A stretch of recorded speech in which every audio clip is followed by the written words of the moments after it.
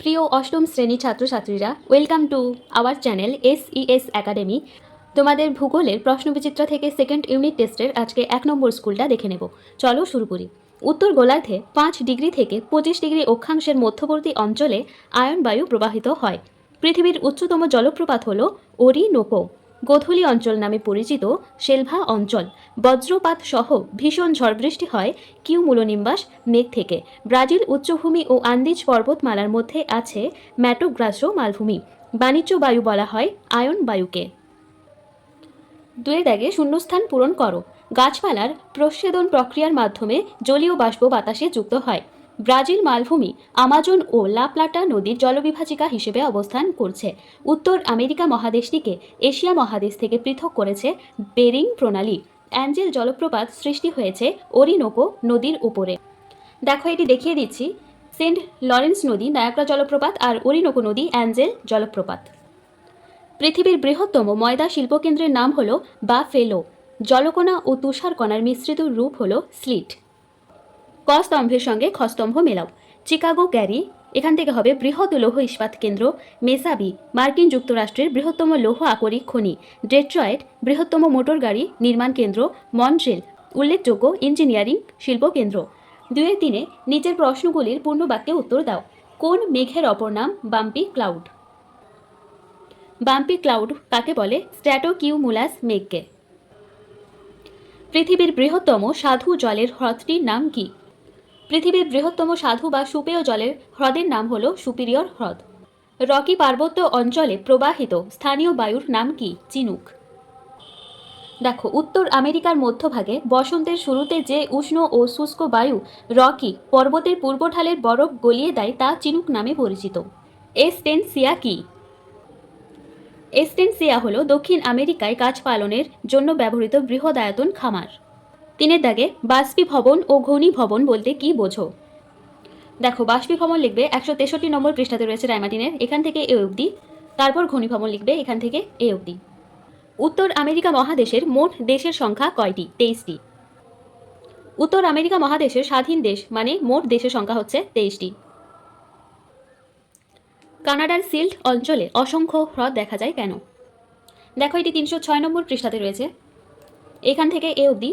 যারা ভাবছো যে একটু বড় পারবে না, তারা এখান থেকে লিখবে এই অঞ্চলে হিমবাহের ক্ষয়কার্যের ফলে বর্তমানে এই সিল্ট অঞ্চলটি একটি সমপ্রায় ভূমিতে পরিণত হয়েছে ও এই অঞ্চলের যে অংশগুলি অধিক দুর্বল ছিল সেগুলি অধিক ক্ষয় পেয়ে অবনমিত হয়ে হ্রদ সৃষ্টি করেছে।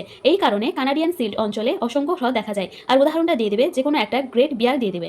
কোথা থেকে বললাম? এখান থেকে। টিকা লেখো লরেন্সীয় মালভূমি। দেখো, লরেন্সীয় মালভূমি এ অবধি। আপেক্ষিক আর্দ্রতা কাকে বলে? আপেক্ষিক আর্দ্রতা সংজ্ঞাটা দেবে, সূত্রটা নালিলু হবে। উদাহরণ আর নির্ণায়ক যন্ত্র হচ্ছে হাইগ্রোমিটার। যন্ত্রের সাহায্যে বায়ুর আপেক্ষিক আর্দ্রতা পরিমাপ করা হয়। এটা শর্ট কোশ্চেনে দিতে পারে। ফার শিল্প কি? দেখো, ফার শিল্প বলতে কি বোঝো? এখান থেকে এ অবধি। 4 দাগে ঘূর্ণ বৃষ্টিপাত কিভাবে সংগঠিত হয়? ঘূর্ণ বৃষ্টিপাত সংজ্ঞা দেবে, তারপর এখানে রয়েছে সৃষ্টির শর্ত। ঘূর্ণ বৃষ্টিপাত মূলত 2 ভাবে সৃষ্টি হয়। 1 নম্বর হচ্ছে ক্রান্তীয় ঘূর্ণ বৃষ্টি, আরেক নম্বর হচ্ছে নাতিশীতোষ্ণ ঘূর্ণ বৃষ্টি। যেহেতু তোমাদের উল্লেখ করেনি কোন ঘূর্ণ বৃষ্টি, তাই দুটোই পড়বে। আমাজন নদীর মোহনায় বদ্বীপ সৃষ্টি হয়নি কেন? দেখো, এটি আনসার 329 নম্বর পৃষ্ঠাতে রয়েছে। হ্রদ অঞ্চল কৃষিতে উন্নত কেন? হ্রদ অঞ্চল কৃষিকাজে উন্নত কেন? এখান থেকে পরের পৃষ্ঠায় এ অবধি। মৃত্যু উপত্যকা কি? দেখো, এইখান থেকে এ অবধি। শিকাগোকে পৃথিবীর কসাইখানা বলা হয় কেন? দেখো, শিকাগোকে পৃথিবীর কসাইখানা বলার কারণ এখান থেকে পরের পাতায় এ অবধি। 5 দাগে শৈলক্ষেপ বৃষ্টিপাতের চিত্রসহ উৎপত্তি বর্ণনা করো। দেখো, চিত্রসহ শৈলক্ষেপ বৃষ্টিপাতের বর্ণনা এখানে দেওয়া রয়েছে। এইখানটা পদ্ধতি, চিত্রটা দিয়ে দিবা অবশ্যই। যদি বড় লাগে তাহলে পদ্ধতি এইখানে শৈলক্ষেপ বৃষ্টিপাত এইটাই। এরপর অনুপাত ঢাল মানে পিছনের দিকটাকে বৃষ্টির ছায়া অঞ্চল বলা হয়। কেন বলা হচ্ছে সেটা এখানটাতেই দেওয়া রয়েছে। শৈলক্ষেপ বৃষ্টিপাতের বর্ণনা দিতে বলেছে, তাহলে পদ্ধতির এখান পর্যন্ত দিলেই হবে। তারপর উদাহরণ যে কোনো একটা, দুটো দেওয়া রয়েছে, যে কোনো একটা দিয়ে দিবে। 2 নম্বর, পৃথিবীর ফুসফুস কোন অঞ্চলকে বলে? এই অঞ্চলের জলবায়ু ও স্বাভাবিক উদ্ভিদের বৈশিষ্ট্য লেখো। দেখো, এখানে দেখে দিয়েছি শেলভা অরণ্যকে পৃথিবীর ফুসফুস বলা হয়। শেলভা অরণ্যে জলবায়ু পরিচয় দাও, এটা জলবায়ু এখান পর্যন্ত লিখে দেবে। আর স্বাভাবিক উদ্ভিদের বৈশিষ্ট্য এখানটা লিখে দেবে। নিয়ত বায়ু কয় প্রকার ও কি কি? যে কোনো একটি নিয়ত বায়ু প্রবাহের বিবরণ দাও। নিয়ত বায়ু হচ্ছে 3 প্রকার: আয়ন বায়ু, পশ্চিমা বায়ু এবং মেরু বায়ু। যে কোনো এক প্রকার বায়ু বর্ণনা দিতে বলেছে। আয়ন বায়ু লিখলে এখান থেকে এ অবধি, পশ্চিমা বায়ু এইখান থেকে এ অবধি, আর মেরু বায়ু এ অবধি, যে কোনো একটা লিখবে। কানাডার সিল্ট অঞ্চল কাষ্ঠ ও কাগজ শিল্পে উন্নত কেন? দেখো, কানাডিয়ান সিল্ট অঞ্চলে কাষ্ঠ ও কাগজ শিল্পে উন্নত কেন, এইখানটি এ অবধি লিখবে।